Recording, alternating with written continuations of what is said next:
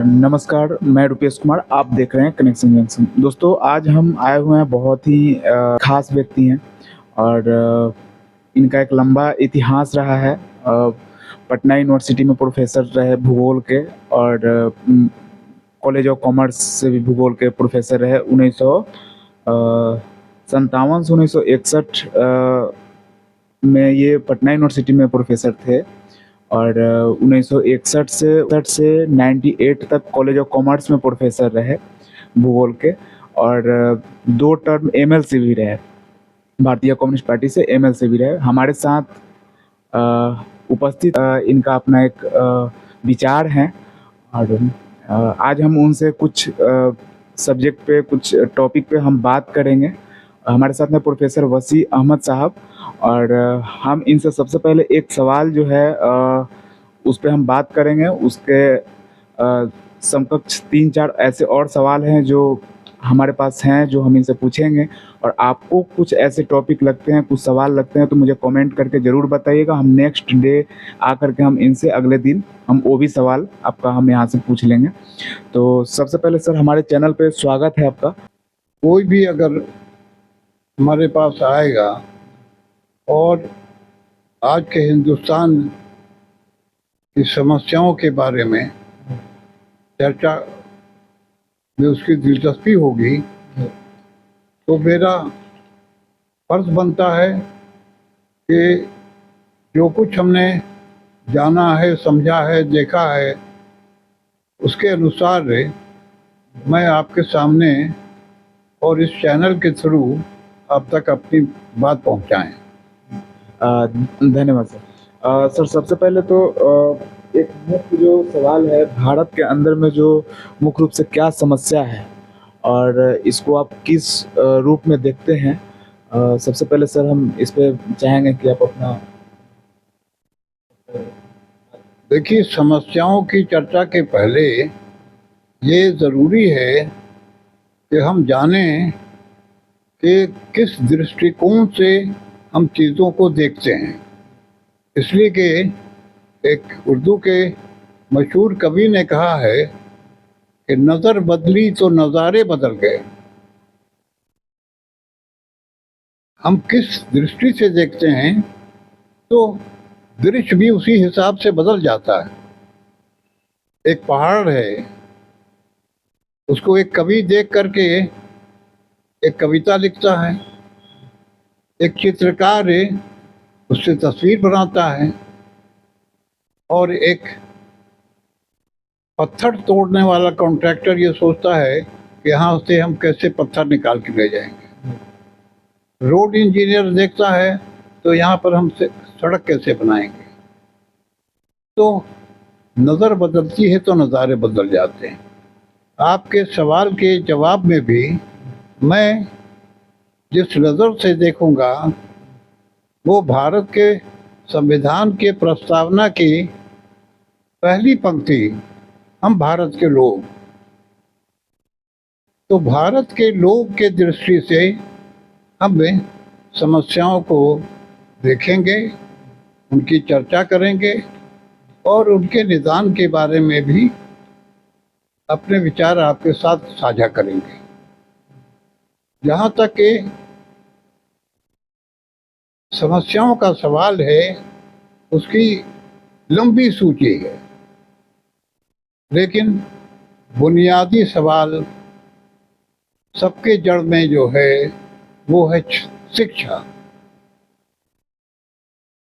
आप कहेंगे और ठीक ही कहेंगे कि खेती किसानी के संकट को आप प्राथमिकता नहीं दे रहे हैं, स्वास्थ्य को नहीं दे रहे हैं, नियोजन को नहीं दे रहे हैं, महंगाई को नहीं दे रहे हैं, आबादी के सवाल को नहीं दे रहे हैं, पानी के संकट को नहीं दे रहे हैं, या जलवायु परिवर्तन की जो चर्चा आजकल हो रही है उसको पहली जगह नहीं दे रहे हैं।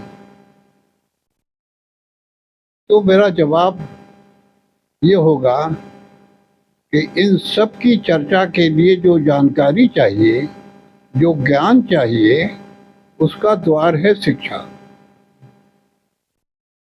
और हमारी जो दुश्वारी है और भारत का जो संकट है, जो सदियों से चला आ रहा है, वो इसी शिक्षा से जुड़ा हुआ है। और वो इस तरह से कि भारत में शिक्षा का अधिकार कानूनी ढंग से हासिल होने में 2000 साल से ज्यादा का समय लग गया। ये अधिकार पहली बार भारत में महात्मा बुद्ध के द्वारा स्थापित जो बौद्ध विहार थे, वहाँ से शुरू हुई, जहाँ आम मर्द और आम औरतें ने पढ़ना लिखना सीखा और तब वो विकास करके वो बौद्ध मठ से शिक्षा विकसित हो करके उस पुराने काल में नालंदा यूनिवर्सिटी बनी और भागलपुर में विक्रमशिला और पश्चिम भारत में तक्षशिला। तो ये पढ़ाई का द्वार सबके लिए खुला हुआ था, ना तो जाति भेद था ना लिंग भेद था। और दुनिया में पहली बार इन्हीं बौद्ध विहारों में महिलाओं ने पढ़ना लिखना सीखा और उन्होंने जो कुछ लिखा वो आज भी पाली ज़बान में उपलब्ध है और उसका हिंदी अनुवाद भी हो चुका है। और लंदन से ऑक्सफोर्ड प्रेस से ने जो एक किताब में लिखी है, प्रकाशित हुई है, early women's writing in India, उसमें उसने बौद्ध विहार में बैठी महिलाओं ने जो कुछ लिखा है उसका कुछ उद्धरण भी छापा है। तो शिक्षा अगर भारत में सबको प्राप्त होती तो भारत का विकास बहुत पहले हो गया होता। लेकिन यहाँ शिक्षा का दरवाज़ा सीमित रूप पर राजघरानों के लिए खोला गया और बाकी लोगों के लिए शिक्षा का दरवाज़ा बंद रहा। बौद्ध क्या धर्म का तलवार के जोर पर खात्मा करके सिर्फ व्यक्ति की हत्या नहीं हुई, जिस बिहार में से ये मत चला और जहाँ सैकड़ों बौद्ध विहार थे, जिसकी वजह से इस प्रांत का नाम ही बिहार पड़ा, आज उसका कोई खंडर भी नहीं मौजूद है सिवाय नालंदा या विक्रमशिला का जो खंडर है। बाकी किसी बौद्ध विहार का कहीं कुछ अता पता नहीं। तो आज एक नए तरह से शिक्षा का संकट है और वो ये है कि संविधान में संशोधन करके शिक्षा मौलिक अधिकार तो बन गया है, लेकिन दूसरी तरफ ये अधिकार छीनने के लिए शिक्षा का व्यापारीकरण हो गया है और वो व्यापार मुनाफे के लिए शिक्षा की दुकानें खोल रखी हैं, जहां बहुत महंगी है शिक्षा। तो कल एकलव्य का अंगूठा काटा गया था भौतिक के रूप में, आज ये आर्थिक रूप में शिक्षा को इतना महंगा करके नए ढंग से आज के एकलव्य का अंगूठा काटा जा रहा है। इसीलिए मैंने शिक्षा को बुनियादी सवाल की तरह से भारत के सबसे बड़ी समस्या के रूप में इसकी बात की है। और जब इसके विस्तार में हम लोग जाएंगे तो बाद में देखेंगे। और दूसरी बात कि जिस तरह से दिमाग की खुराक के लिए शिक्षा और ज्ञान जरूरी है, उसी तरह आदमी के जीवित रहने के लिए भोजन और पानी की जरूरत है। और आज ये सिर्फ भारत ही में नहीं, पूरी दुनिया में भोजन का संकट है और पानी का भी संकट है। तो और ये भोजन और पानी का संकट को एक संकुचित दृष्टिकोण से लोग खंड में बांट के या उसको छोटा करके कृषि का संकट कह देते हैं। लेकिन ये सिर्फ कृषि का संकट नहीं है, ये सिर्फ खेत करने वाले खेत मजदूर या किसानों का संकट नहीं है। आज जो लोग जन्म ले चुके हैं और आने वाले दिनों में जो लोग जन्म लेंगे, इन सब का संकट है। ये किसी दूसरे का संकट नहीं है, ये सबका संकट है। भोजन और पानी दोनों की भारी कमी है। और यहाँ तक जो हम पहुँचे हैं उसमें खुद हमारी गलत पॉलिसी और प्रकृति के साथ खिलवाड़ ने एक नई समस्या पैदा कर दी है, जिसको आज हम जलवायु परिवर्तन या पर्यावरण का संकट के रूप में हम देखते हैं। तो ये दूसरा क्षेत्र है जिसको हम को समझने की ज़रूरत है और संवेदनशील होकर के गहराई से सोचने की ज़रूरत है कि अगर कोई रास्ता और निदान का है तो वो क्या हो सकता है। और इन्हीं सब से जुड़ा हुआ सवाल है स्वास्थ्य का भी। और स्वास्थ्य का गहरा संबंध है भोजन और जल सही ढंग का प्राप्त होने या प्राप्त ना होने से जुड़ा हुआ है। और जब हम शिक्षा और खेती किसानी और स्वास्थ्य से आगे बढ़ते हैं तो हिंदुस्तान में बेरोजगारी का संकट उनके लिए भी है जिन्होंने कोई डिग्री हासिल नहीं की है या मैट्रिक भी पास नहीं किया है, अशिक्षित बेरोजगार।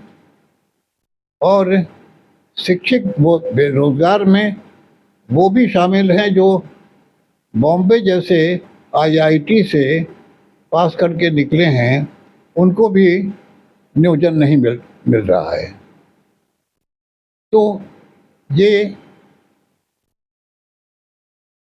एक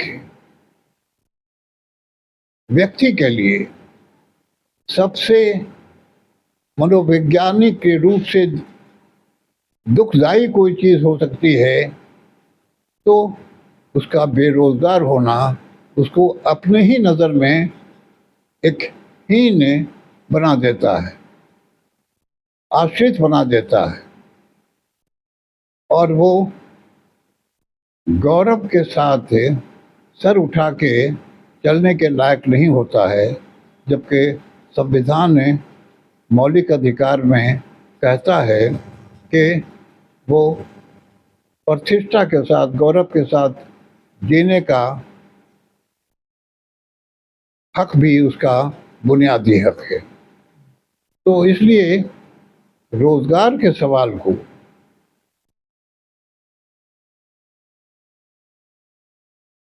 भी बहुत गहराई से समझने की ज़रूरत है। और ये जितने भी सवाल हैं, चाहे हम पर्यावरण या जलवायु परिवर्तन या उससे उत्पन्न समस्याओं की जो चर्चा करते हैं, इन सब के पीछे एक चीज़ हमारे नज़र से ओझल हो जाती है, जिसको हम नज़र के सामने लाना चाहते हैं कि जब हम कहते हैं हम भारत के लोग, तो आधी आबादी औरतों की है। तो इन समस्याओं का जो संबंध है लिंग भेद के साथ है, उस लिंग भेद जेंडर इशू को जोड़ करके ये सारी समस्या को देखना होगा। चाहे वो शिक्षा का सवाल हो, चाहे वो भोजन का सवाल हो, चाहे वो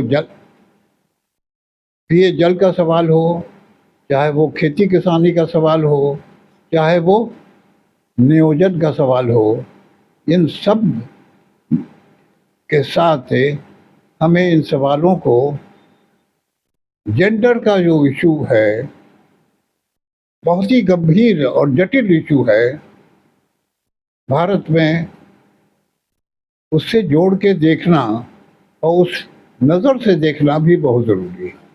इसके लिए हम एक घटना की चर्चा कर देना ज़रूरी समझते हैं, जिससे आपके समझ में ये बात साफ हो जाएगी कि इन सब का जेंडर से क्या संबंध है।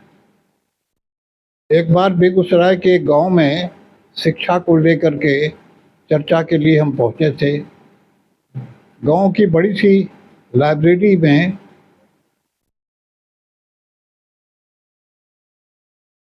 सारी कुर्सियां भरी हुई थी, कुछ लोग खड़े हुए थे और मुख्य वक्ता के तौर पर मुझे वहां बोलना था। तो जब मुझसे कहा गया बोलने के लिए, तो मैंने कहा कि भाई हम तो उस वक्त तक नहीं बोलेंगे जब तक आगे की तमाम कुर्सी खाली करके उस पर महिलाएं आके बैठ न जाएं। इसलिए कि महिलाएं हैं नहीं, आधी दुनिया को आप लोग हटाए हुए हैं, तो हम क्या बात करेंगे। तो हड़बड़ा के लोगों ने गांव से किसी तरह से औरतों को ला करके अगली पंक्ति में उनको बैठाया। तो मैंने एक अधेड़ उम्र की औरत को बुलाया और महिला से कहा कि बतावा, दोनों महिला सबके सबसे बड़ा समस्या कीच है, यानी आप पे औरतों के लिए की जीवन की सबसे बड़ी समस्या क्या है। जवाब मिला कि हम लोग कैदी का जीवन जीते हैं। एक वाक्य में सारी बात कह दी। कैदी अपने मन से कुछ जेल में नहीं कर सकता है, उसी तरह आज के भारत में एक महिला अपने मन से कुछ नहीं कर सकती है। हिंदुस्तान के मर्द शायद 1947 में आज़ाद हो गए हों, लेकिन हिंदुस्तान की महिलाओं की आज़ादी बाकी है। कब और कैसे आज़ाद होगी, ये हम आपके सामने एक चुनौती है। इसलिए कि उनका अपने शरीर पर भी अधिकार नहीं है, जन्म लेने पर भी अधिकार नहीं है। कोई दूसरा तय करता है कि बेटी है तो जन्म होगा कि नहीं होगा, और जब जन्म ले लेगी तो उसके साथ खाने पीने में भेदभाव होगा। बेटा प्राइवेट स्कूल में और बेटी सरकारी स्कूल में जाएगी। बेटी की शादी, ये पढ़ाई इस नाम पर रुक जा सकती है कि मिडिल स्कूल गांव से दूर में है, या हाई स्कूल गांव से दूर में है तो उसकी पढ़ाई रुक जाएगी, या शादी तय हो गई है तो पढ़ाई रुक जाएगी। तो न जन्म पर, न पढ़ाई पर, ना अपने मन से वो शादी कर सकती है, ना वो अपने मन से तय करेगी कि उसके कितने बच्चे होंगे और कब होंगे। तो ये जो बेगूसराय की महिला ने कहा कि हम कैदी का जीवन जीते हैं, आज आज़ाद भारत से जो राजनीतिक तौर पर आज़ाद हुआ, आर्थिक रूप से हमारी आज़ादी नहीं है, सामाजिक आज़ादी नहीं है, इसमें सबसे बड़ी बुरी हालत में अगर कोई है तो यहाँ की महिलाएं हैं।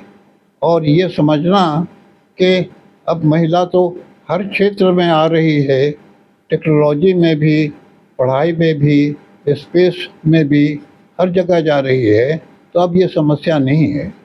इन समस्याओं के होते हुए अपवाद के तौर पर कुछ ऐसे टापू हमको दिखाई देते हैं जहां ऐसी महिलाएं निकल के आगे आ सकी हैं इन तमाम बंधनों के बावजूद। तो जेंडर के साथ इन सवालों को जोड़ के देखना बहुत ज़रूरी है। अभी 8 मार्च को अंतर्राष्ट्रीय महिला दिवस हिंदुस्तान में कई संस्थानों ने कई जगह पे मनाया है, तो पूरी दुनिया में तो जश्न मना सकते हैं, इसलिए कि वहाँ औरतों की आज़ादी आर्थिक रूप से भी, सामाजिक रूप से भी बहुत हद तक हो गई है, तो वो जश्न मनाएंगी। लेकिन हमें तो उस दिन शोक मनाना चाहिए था कि भारत की महिलाएं कब वे आज़ाद होंगी, जब वे वो अपनी मर्ज़ी से जहाँ तक चाहें पढ़ सकें, जब चाहें शादी करें, जिससे चाहें शादी करें, जब चाहें उनको बच्चा हो, जितना चाहें उतना ही बच्चा हो, और उन पर ना तो शादी के पहले और ना शादी के बाद अनाथ होने का भय नहीं हो। इसलिए कि आज महिलाओं का कहिए तो कोई घर नहीं है। माँ बाप कहते हैं कि पराया धन है, कन्यादान करके वो ससुराल पहुंच जाती, और ससुराल का घर भी उसका घर नहीं है जब उसको तलाक हो जाता है। तो माँ बाप का घर उसका नहीं, ससुराल उसका घर नहीं, तो औरत का घर कहाँ है। इसलिए जेंडर से जोड़ के इन सारी समस्याओं को देखना मेरे ख्याल से बहुत ज़रूरी है। धन्यवाद, आपने सवाल किया तो हमने इन सवालों के पृष्ठभूमि को आपके सामने रखा है। अब जब आप किसी एक विषय पर विस्तारित चर्चा के लिए आएंगे तो मैं ज़रूर आपके साथ अपने विचार साझा करूंगा। धन्यवाद सर। सर एक बार और हम दर्शकों को परिचय आपका बता दूं। सर हमारे साथ जो प्रोफेसर अभी हैं वसी अहमद साहब, ये 1957 से 1961 तक पटना यूनिवर्सिटी में भूगोल के प्रोफेसर रहे, और 1961 से 1998 तक कॉलेज ऑफ कॉमर्स में प्रोफेसर थे भूगोल के। और आपको बताएं 1974 से 1980 तक एमएलसी थे, 2 टर्म एमएलसी रहे। और सर आपने बिहार विधान परिषद में कृषि पे जो सवाल 1980 में जो उठाया था सर, वो थोड़ा सवाल आप दर्शकों को थोड़ा बता दीजिए कि उस समय में जब आप कृषि पे जो सवाल बनाए हुए थे। देखिए, ये जो खेती किसानी का संकट की बात या भोजन के संकट की बात हमने की है, या जल के संकट की बात की है, तो ये सवाल मेरे मन में उसी समय आया जब मैंने पढ़ाना शुरू किया, तो मुझे एहसास हो गया कि कॉलेज में जो मुझको पढ़ाया गया तो अंधा बना के हमको बाहर किया गया। घिसी पिटी बातें जो किताबों में लिखी हुई थी, उनको ही हमारे टीचर ने पढ़ाया था। और हमको याद है कि 1957 में पटना कॉलेज का पिकनिक के गंगा पार दियारे पे गया था, तो फिलॉसफी के एक टीचर ने एक कविता सुनाई थी, और वो कविता थी कि घंटा बजता है तो जाते हैं, घंटा बजता है तो आते हैं, घंटा भर बढ़ाते हैं, घंटा पढ़ाते हैं। तो ये बात वो सच्चाई थी कि कॉलेज से पढ़ करके जब निकले और जो वास्तविक दुनिया को देखा, उसमें बहुत का अंतर था। कॉलेज में भारत की कृषि पढ़ा हमने, तो वो सिंध से लेकर के गंगा के मैदान तक की खेती या दक्षिण भारत की खेती की चर्चा तो थी, लेकिन कश्मीर से लेकर के चिटागोंग के पहाड़ तक कई राज्य, पहाड़ी राज्य हैं, वहाँ इंसान बसते हैं, वहाँ खेती होती है, लेकिन किसी किताब में पहाड़ के रहने वाले लोगों की खेती और उसकी समस्याओं की कोई चर्चा नहीं। तब मैंने देखने और समझने के लिए जिंदगी की किताब पढ़ना शुरू किया, किताबों के साथ साथ। उन्हीं दिनों 1960 में एक किताब मेरे हाथ लगी, गुनार मिर्डाल की एशियन ड्रामा।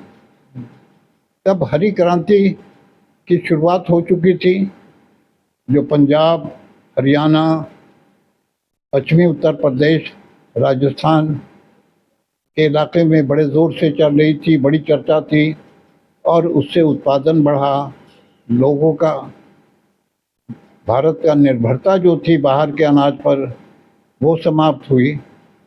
तो उस किताब में उनका एक सेंटेंस, एक वाक्य ने हमको बहुत चौंका दिया। वो लिखते हैं कि द ग्रीन रेवोल्यूशन में नॉट रिमेन ग्रीन। तो पंजाब जाकर के हमने देखा कि ये ग्रीन रेवोल्यूशन ने किस तरह का संकट वहां पैदा किया है। चाहे वो सैलिनाइजेशन का प्रॉब्लम हो, या वाटर लॉगिंग का प्रॉब्लम हो, या घटते हुए मुनाफे का संकट हो, तो खेती किसानी का संकट उस जगह और गंभीर थी और जटिल थी जहाँ ग्रीन रेवोल्यूशन हुआ था।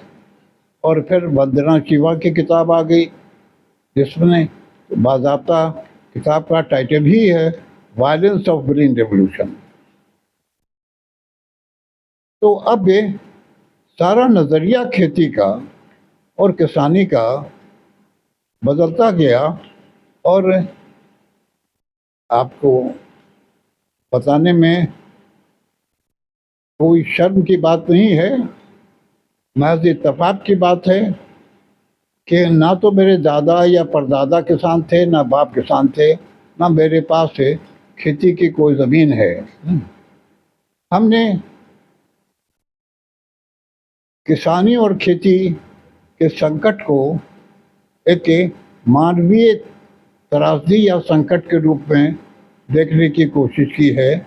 इसीलिए इस सवाल पर जब विधान परिषद में हम थे, तो अब यकीन के साथ तो नहीं, लेकिन अंदाज़ा से कह सकते हैं कि शायद खेती किसानी के संकट पर कोई स्पेशल डिबेट पहले कभी नहीं हुआ था, जो हमने वहाँ कराया, जिसका शीर्षक था कि उत्तर भारत में खेती किसानों के लिए अलाभकर होती जा रही है। आज चूँकि हर जगह मिनिमम सपोर्ट प्राइस की मांग की गूंज है, तो उस संदर्भ में खेती का गैर मुनाफा बख्श होने का संकट की चर्चा हमने उस बहस में विधान परिषद में शुरुआत की। तब मेरे अनुभव में, मेरी जानकारी में जो सामग्री थी उसके अनुसार हमने वो चर्चा कराई थी। लेकिन उसके बाद फिर कभी विषय बना करके गंभीरता से कोई चर्चा हुई हो, इसकी मुझे जानकारी नहीं है।